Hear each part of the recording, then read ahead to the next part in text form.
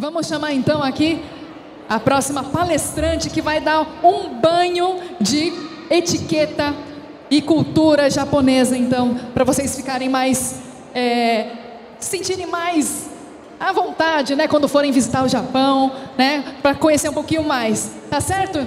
Então, por favor, professora Lumi Toyoda. Arigato. Uma salva de palmas.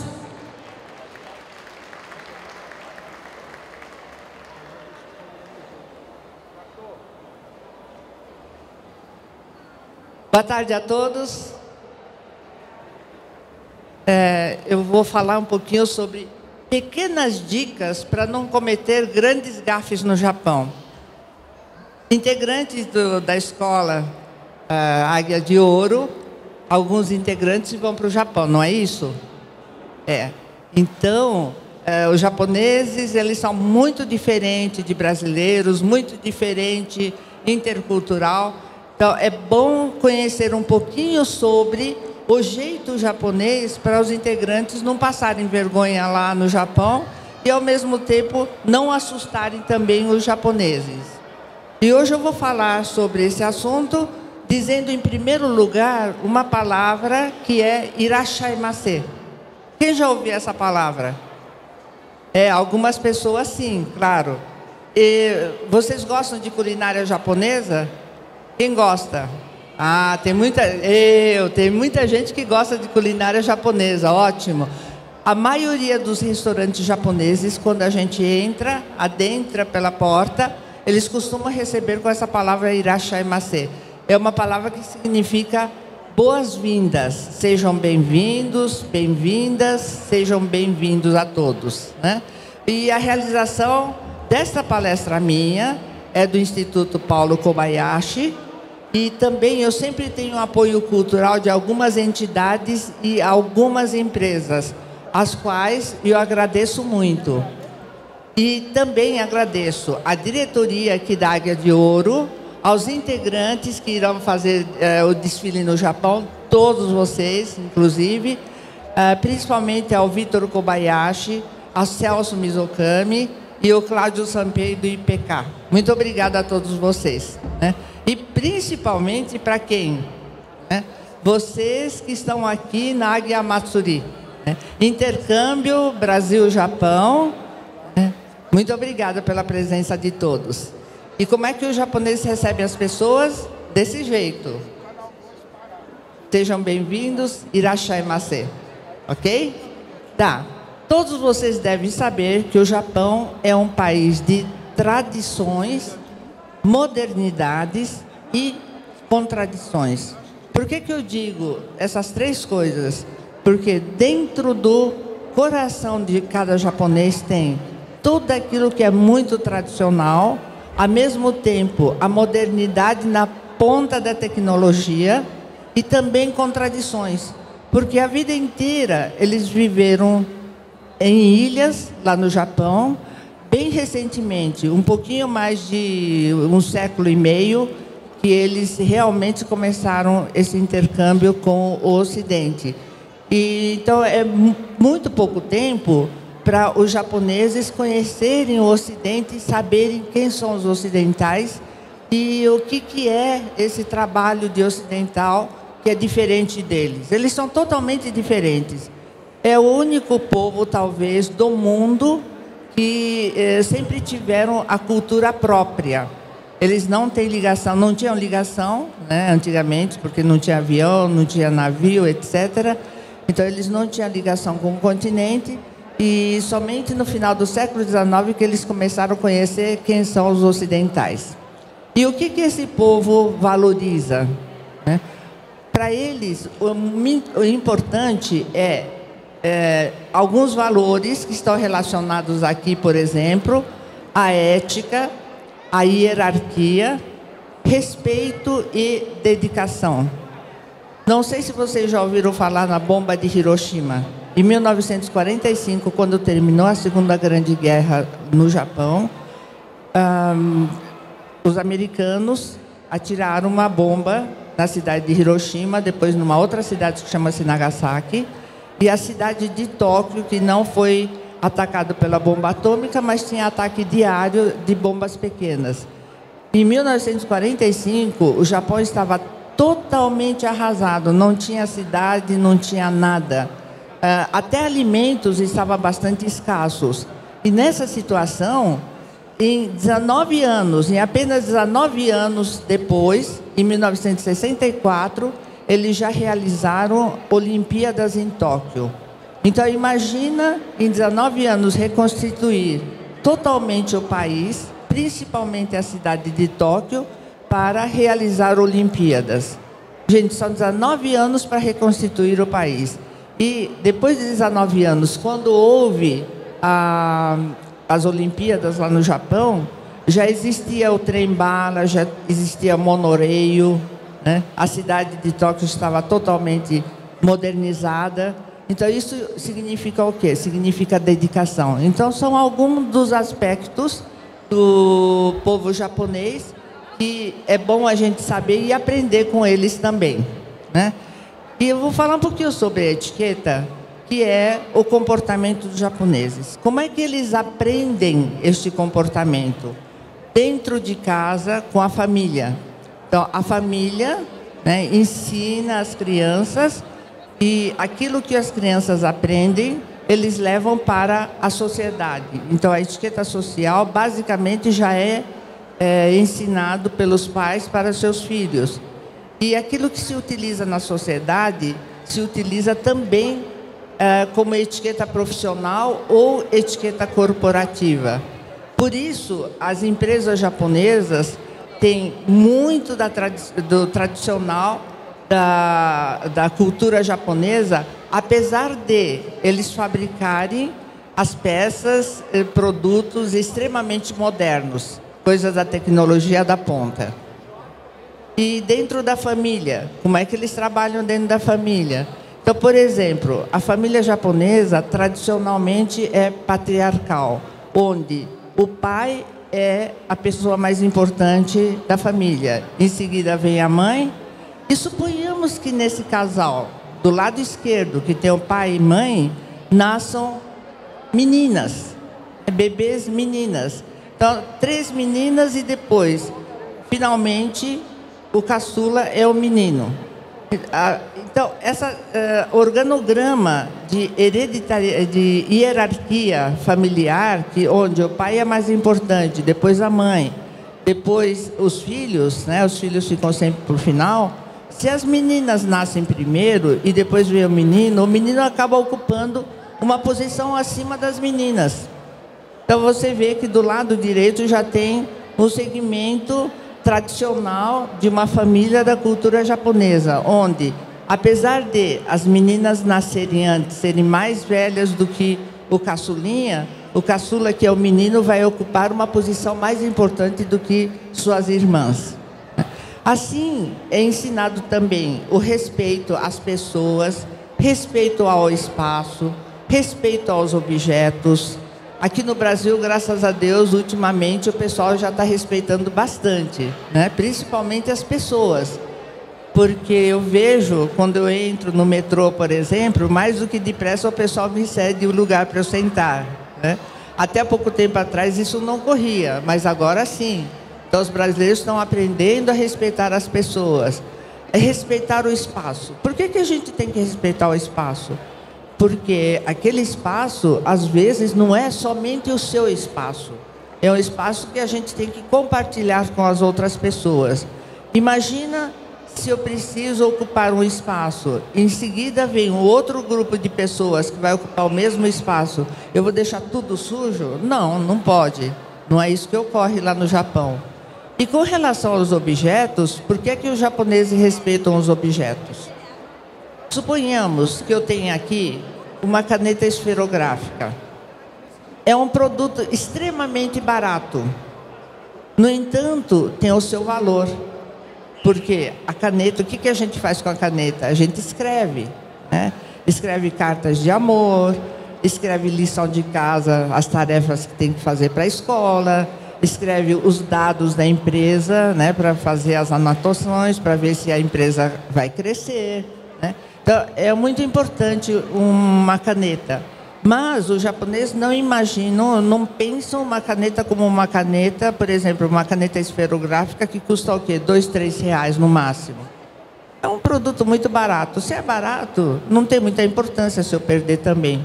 Mas eles tomam muito cuidado, porque na caneta tem um histórico. Desde que começou a primeira escrita da humanidade, o homem das cavernas, quando escrevia nas pedras das cavernas, e até chegar na caneta esferográfica, a caneta andou por muitas histórias, muitos meandros, e nisso envolveu muita gente que fez muitos projetos para fabricar caneta, muitos projetos para colocar uma construção que vai se colocar a máquina para fabricar a caneta. Então, gente, imagina o tempo que essas pessoas perderam. Então, o tempo que essas pessoas desperdiçaram para a produção da caneta significa que na caneta tem a vida dessas pessoas. Então, mesmo sendo objeto, não é apenas um objeto que não tem vida. Ao contrário, tem vida de todas as pessoas que fizeram parte do projeto até que a caneta chegasse às suas mãos. Aqui eu tenho uma fotografia, gostaria que vocês observassem. Acredito que muita gente lembre dessa foto. Foi na Copa de 2014 aqui no Brasil. Enquanto estava jogando o time do Japão com outro time que eu não lembro de qual, né? Tinha um grupo de japoneses brincando com um balão azul.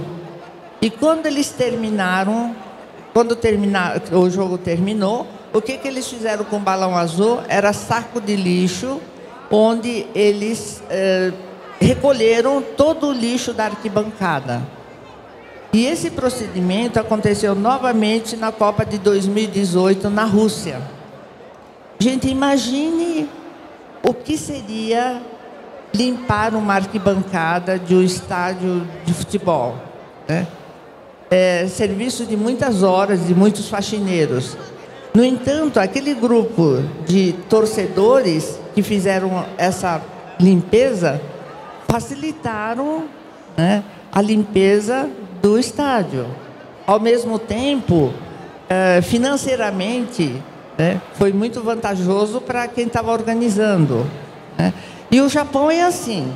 Desde criança, as crianças aprendem a fazer a limpeza de casa, né?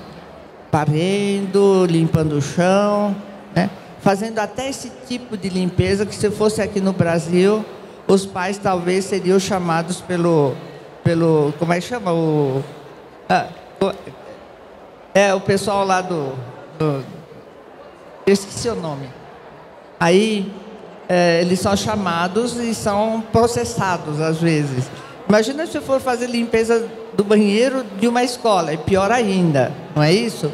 Mas as crianças lá fazem a faxina da sua sala de aula, faz a faxina da escola. Jovens e crianças já estão acostumados a fazer isso, ok? Por isso que não tem problema nenhum.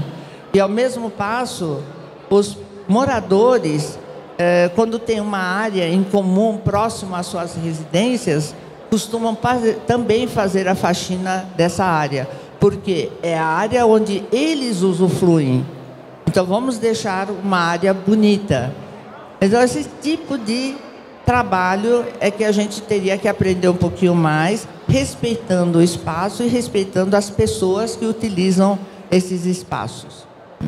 O que os japoneses não gostam? As atitudes que incomodam os japoneses. Mas, se pensar bem, são atitudes que incomodam a gente também, né? Então, por exemplo, a gente está no restaurante, né, almoçando, jantando, de repente uma pessoa do lado, do nada, começa a rir, né? Os brasileiros são bastante alegres, por isso riem bastante. Mas tem momentos que não dá, né? Incomoda as outras pessoas, fica fazendo muito barulho, fica tirando sarro dos outros. Então, a pessoa está com dor de cabeça porque os outros ficam incomodando, tá? Então, por exemplo, aquela foto de baixo, que uma moça no transporte público fica ouvindo o som, fica se maquiando, enfim, fica incomodando as pessoas que estão em volta. E falando em fumo, aqui no Brasil, graças a Deus, não pode mais fumar na área coberta, né? Mas mesmo na área encoberta, né, onde não tem a cobertura, se a pessoa começa a fumar muito, incomoda as pessoas.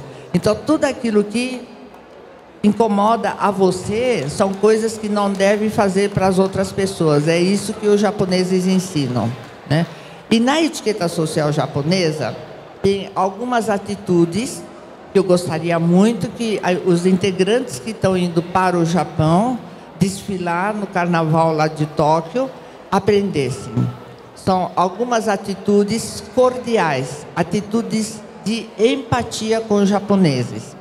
Ao se apresentar a uma pessoa, não fique olhando para a pessoa, e sim tem que cumprimentar, né? E como é que eu cumprimento o japonês? O cumprimento japonês é reverência. Nós vamos fazer um workshop agora rapidinho, daqui a 2 minutos. Vocês vão aprender como é que se faz essa reverência. E durante a conversa, como é que a pessoa tem que se proceder durante a conversa, quando está conversando com o japonês? E na despedida, como é que se faz a despedida? Pelo menos essas 3 coisas, quem vai para o Japão tem que aprender, né? Ao se apresentar a uma pessoa, os japoneses não fazem um aperto de mãos. Também não faz o beijinho como os brasileiros fazem. E também não dão abraços com tapinha nas costas, como nós fazemos aqui no Brasil. E sim, eles fazem a reverência. A reverência, muita gente diz, é curvar o corpo, mas não é curvar o corpo, e sim fazer a inclinação da parte superior do corpo, né? Aqui tem algumas fotografias em escolas e empresas ensinando como se faz a reverência. E aqui tem um menino encarando vocês, né? Ele está conversando e encarando todos vocês. Gente, não faça isso com os japoneses. Ao conversar com os japoneses, nunca fica encarando e olhando para o fundo dos olhos. Aqui no Brasil é o contrário. Quando a gente conversa com alguém, tem que ficar olhando, né? Bem fundo dos olhos, né? Mas lá no Japão, não. Se fizer isso, eles vão pensar, nossa, eu acho que a pessoa aí está desafiando alguma coisa.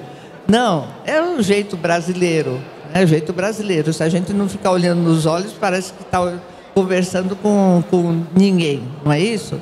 Então, aqui no Brasil, a gente fixa o olho na pessoa para conversar, mas no Japão, não. Então, tome cuidado com isso. E também tem uma coisa muito interessante. Da maneira como existe o lado nobre e lado não nobre de objetos, né? Por exemplo, uma mesa, qual é o lado nobre da mesa? É o tampo da mesa ou são os pés na mesa? É o tampo da mesa, né? Porque no tampo da mesa a gente come, a gente trabalha, a gente escreve, usa o computador, faz tudo no tampo da mesa. Então, o tampo da mesa é o lugar nobre do objeto que se chama mesa. Mas se não tiver os pés também, não completa o objeto. Sempre tem um lado positivo e um lado negativo. E o corpo humano também. Para os japoneses tem um lado nobre e tem um lado não nobre. Qual é o lado nobre? É o lado de cima, e o não nobre é o lado de baixo. E o lado nobre é o lado da frente, e o lado não nobre é o lado de trás, né? Então, eu gostaria que vocês me dissessem qual é o lugar menos nobre para os japoneses, do corpo humano. Pé não, porque a gente precisa dos pés para andar, né? E a perna tem que sustentar o corpo. O lado menos nobre para o japonês é aqui, ó, bumbum, né? Olha, aqui no Brasil, quando passa uma moça bonita, os rapazes ficam olhando, vai olhando, né? Aí quando a moça acaba de passar, o que eles fazem? Continuam olhando. E olha para onde? Bumbum. É, exatamente, né? Eu quero ver se algum japonês, nascido no Japão, que mora no Japão, que tenha coragem de fazer isso que os brasileiros fazem, olhar para o bumbum de uma moça. Nunca consegui fazer com que os japoneses olhassem para o bumbum de uma moça. Isso na praia, Eu trabalho com cultura japonesa já há muitos anos. E eu lembro que quando era mais jovem, eu saía com os executivos japoneses na praia, eles faziam assim, eles ficavam olhando. De repente aparecia, imagina no Rio de Janeiro, aquelas cariocas exuberantes, né? Andando, eles olhavam, de repente eu olhava para baixo e na hora que a moça passava, deixava passar. Aí eu virava e falava assim, mas não é assim que se faz aqui no Brasil. Quando vocês verem uma moça bonita, começa a acompanhar o andar dela, né? Dá um sorriso. Quando passar aqui pela frente, dá outro sorriso. Aí continua, quando vai mais para frente, se ela olhar para trás, vai lá oferecer uma caipirinha, uma água de coco, né? E fica olhando, né, a parte de trás da moça. Não consegui com que um japonês fizesse essa façanha. Então, daí que eu descobri que a parte menos nobre do corpo, para eles, é o bumbum. Agora, imagina numa sala de aula. O professor está aqui, né? Tem uma mesa. Aí o professor fica dando aula, de repente o professor pega e senta na mesa. O que vocês acham? É uma atitude improcedente. Não pode de jeito nenhum fazer isso no Japão. Por quê? É uma ofensa para a mesa alguém chegar e sentar em cima da mesa. Não é nem sentar em cima da mesa, só o fato de recostar a parte de trás do corpo na mesa já é uma coisa muito negativa para os japoneses. Então, vamos agora falar um pouquinho de cumprimentos. Cumprimento internacional é o aperto de mãos, né? Mas nada de ficar apertando, ficar chacoalhando, é só apertar uma vez e pronto, né? E para os japoneses chama-se odigi, é a tal reverência, né? Então eu gostaria, se vocês puderem, por favor, se levantem para trabalhar um pouquinho.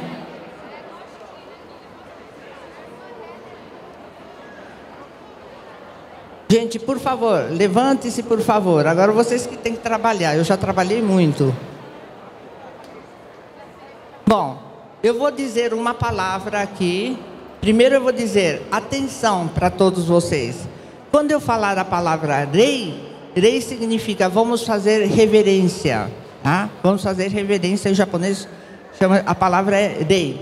Então quando eu falar atenção, rei, vocês vão fazer a reverência da melhor forma possível. Eu vou ficar daqui de cima analisando a maneira como vocês vão fazer a reverência e depois nós vamos fazer as correções até ficar bem bonitinho, ok? Então, gente, atenção, rei. Ótimo. Ah, tem gente que fez direitinho, tem gente que fez mais ou menos, tem gente que não fez direitinho, né?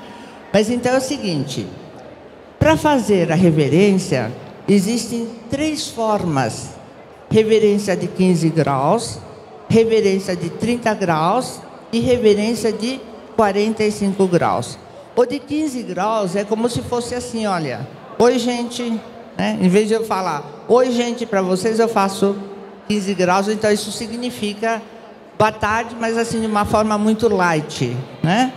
30 graus é a reverência onde as pessoas já fazem para cumprimentar. Cumprimentam, conversam, etc. E 45 graus é uma reverência para as pessoas mais importantes. E de repente vê uma autoridade, uma pessoa mais importante. O presidente da Águia está aí, então para o presidente, que é a pessoa mais importante desse recinto, vamos fazer reverência de 45 graus, não é isso? Então eu vou ensinar para vocês como é que se faz uma reverência de 30 graus, que é a reverência que mais se usa lá no Japão, né? Todas as vezes que você vai cumprimentar alguém, tem que fazer essa reverência de 30 graus. Okay? Então, para fazer a reverência japonesa não é curvar o corpo e nem deixar cair a cabeça, mas sim inclinar a parte superior do corpo. Tá? Vocês já perceberam a diferença, né? Fica muito mais elegante simplesmente inclinando a parte superior do corpo. Essa é a regra número 1. Regra número 2. Vocês estão vendo o menino do lado esquerdo? Então, com os dois braços, né? Do lado direito tem a primeira posição. Quando eu digo atenção, então é essa posição que vocês têm que fazer. Deixar o corpo reto, deixar os braços caídos.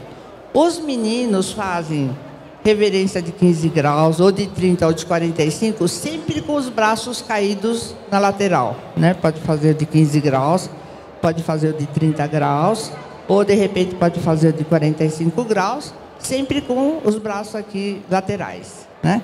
As meninas não. O braço delas, conforme vai fazendo a reverência, vai caindo para frente, vai vindo para frente, e depois, no que levanta, o braço vai de novo na posição inicial, ok? Então, vamos fazer uma reverência de 30 graus, respeitando a posição do braço, ok? Vocês vão fazer reverência de 30 graus na hora que eu falar a palavra rei, ok? Atenção, rei. Já melhorou bastante. Vou dar mais uma regrinha. Quando eu disser atenção, rei, eu vou começar a fazer uma contagem. Vou contar 1, 2, 3, 4, 5, 6. Veja, quando eu falar rei, no 1, 2, quer ver? Rei, 1, 2, 3, 4, 5, 6. No 1, 2 eu já faço a reverência. No 3, 4, 5, 6 eu volto. O que significa isso? Que eu tenho que inclinar rapidamente e voltar devagarinho, ok? Então agora, essa é a última regra, hein, gente? Então vocês, por favor, quando eu falar a palavra rei, eu começo a contagem. No 1, 2, vocês vão fazer a inclinação. No 3, 4, 5, 6, vocês vão voltar devagarinho, ok? Atenção, rei. 1, 2, 3, 4, 5, 6. Maravilha, mas mais uma vez, agora vocês vão fazer de 45 graus, respeitando as regras do braço e respeitando as regras da contagem, tá? Então, 45 graus, hein, gente?